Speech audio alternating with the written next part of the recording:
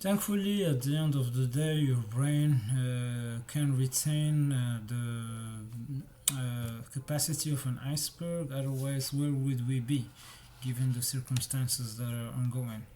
And what another month November has been again when it comes to conflicts, pandemic monitoring, and other issues throughout the planet. So, if I want to start with, I will speak, of course, about the last waves of the COVID 19 pandemic within the 2023-2024 cycle, as we are monitoring. It's not as high as the last four cycles, but you never know. You have always to have everything ready and prepared for anything in this context of action. That will lead us also to speak about the strategy that could be sharpened within the 2024 calendar year, but that does not concern just the pandemic. We're getting back here to speak about several perspectives. First, from the threats at the global level. Let's start with the ones that I have been mentioning before to add them to the COVID 19 pandemic, such as the situation of climate change, as well as the one related to the global food crisis. But the most pressing topic, as I have been mentioning, that we're trying to avoid in the summer of 2024, for instance, as it's been avoided in the last summer, is the one of getting into a global conflict, World War III, that will signify a nuclear war as well. And the fact that the powder kegs throughout the world, the escalations and the global armed conflicts are not helping in this context of action. As I said, it's one of the toughest conjunctures in history that is characterizing also this second Cold War.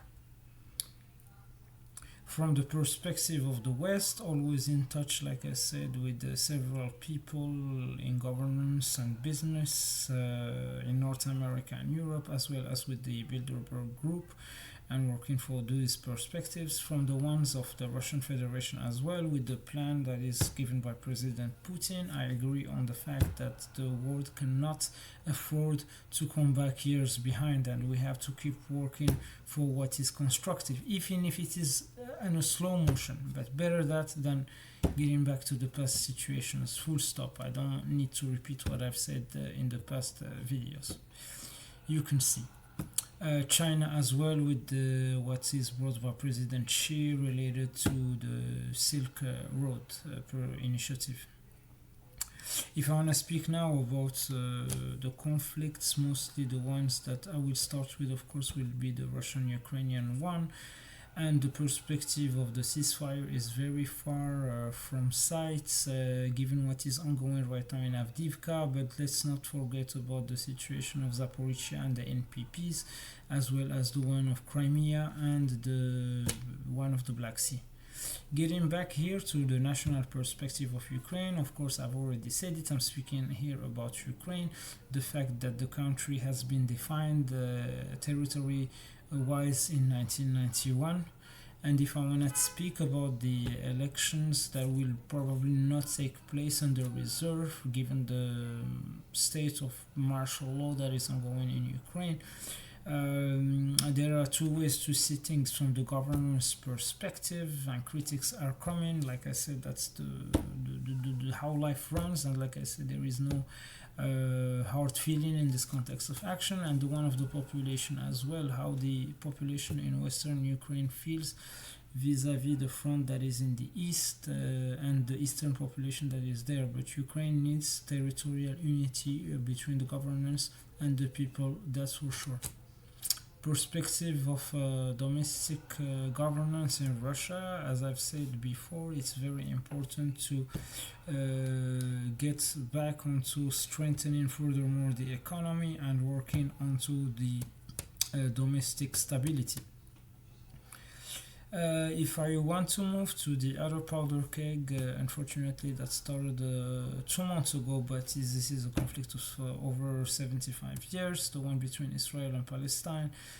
And getting back here onto the developments, I will get back as I've been deliberating the history lately to speak about the governance from the perspective of Israel, the role of the president, the role of the prime minister, and all this context of the state of Israel, the role of the Knesset as well amplified. And I'm speaking here from the perspective of a state that has every right to exist, not from the perspective of a civilization or a religion. Business, as you can see in executive diplomacy, long story short. From the part of Palestine too, I would see that it has been very hard to speak about a national unity ever since the passing of Yasser Arafat in the beginning of the century, and that there are still a lot of tensions between Fatah, in example, and Hamas, between many people. Supposedly the West Bank and Gaza are united, but define what is do we want to speak about Palestine that is represented by the civilians of the West Bank and Gaza, or the ones that are represented by Fatah, or the ones that are represented by Hamas, which is the biggest threat in all this, the latter. And I want to get back here also to amplify how things can be gone. Unfortunately, it's linked to the war against terrorism when we speak about Hamas. And it has nothing to do with the civilians in Palestine, either in the West Bank or Gaza. Speaking about the other issues of a possible regional war, one of the most amplified powder kegs, like I said, related also to the confrontation between Lebanon and Israel in the north of Israel, and reminding here also what the Hezbollah is impacting. There is a pressure that is oncoming from other countries, and let's not forget the ones that is onto the vicinity through Syria and Iraq and the Arab Gulf at large, and of course following up with the situation of Iran that must be mentioned when we speak about the situation, because when we speak about a regional war, it's basically magnifying towards Iran is pulled in the deal, and that's a very important topic to analyze. And besides the regional war, there is a behind the scene topic right now. There is the other behind the scene topic of the direct confrontation between Israel and Palestine, or Hamas if I may, that is related to the humanitarian breaks and the liberation of hostages. I don't want to place any comment right now, and a lot of things are dealt with, like I said, outside of the media. From the level of the repercussions of this conflict, unfortunately, we've seen rise of anti-Semitism in the world, and also the question of the war versus Islamic terrorism that is getting back here to the front, following the daunting years of confrontation, respectively, with Al-Qaeda and ISIL Daesh. I will laud here the efforts of the Kingdom of Morocco through the Abraham Accords in this context of action, as well as of the Kingdom of Jordan.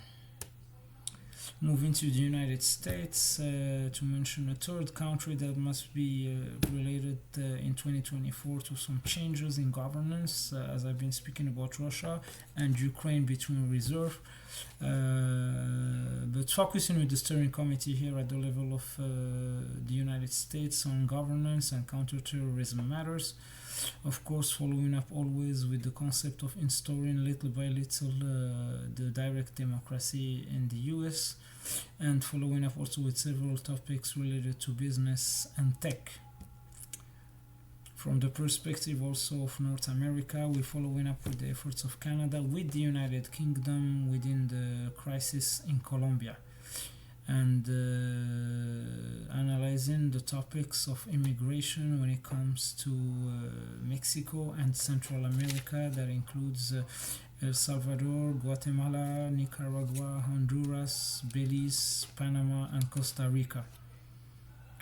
Moving to Europe to affirm, like I said earlier regarding the West, the continuous work with the United Kingdom from the perspective of governance and business, as well as with France. This is very important to maintain the stability, and Germany as well. I allowed the position of Germany towards Hamas within the first months of the conflicts between Israel and Palestine, And getting back also to speak with Italy regarding the counterterrorism policies as I have been invoking before on X.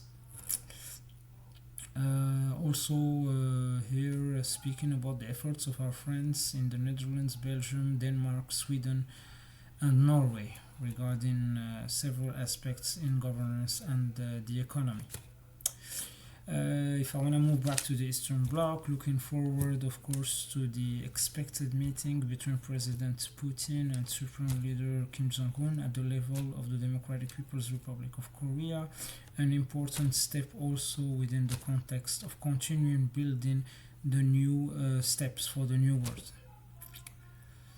Or there are other things that could be deliberated. Like I said, I will come back furthermore to talk about it in the context of Morocco with the royal activities and also the counter-terrorism matters at the level of the MENA region, not just within the Israeli-Palestinian conflict.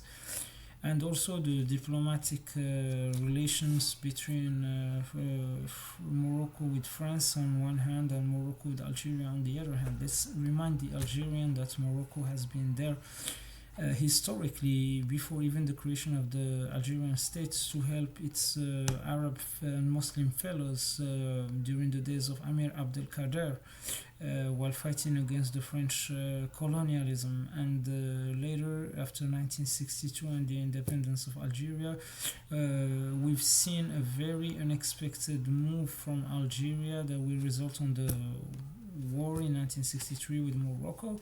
After all the efforts that Morocco have been doing to help Algeria gain the independence, Morocco has been following up not just with its reason of independence, but trying to help also the efforts and the struggles of the people of Algeria through Houari Boumediene and of Tunisia through Habib Bourguiba, an example. Many things also to mention, also the recent ties between Australia and the People's Republic of China, the one of many South Asian countries with China, and the help that was given by Japan to Palestine, and also getting to speak a little bit about the role of Turkey in all this, the Armenian-Azerbaijan conflict, the one that is between Serbia and Kosovo, and reminding also the internal situation of Serbia regarding the situation of Vojvodina, many other topics regarding Eastern Europe. And like I said, 2024 not just a make or break year, it's just a continuity of a long cycle that only few of us understand. But we will keep informed regarding the situation and try to help as much as possible. Much obliged.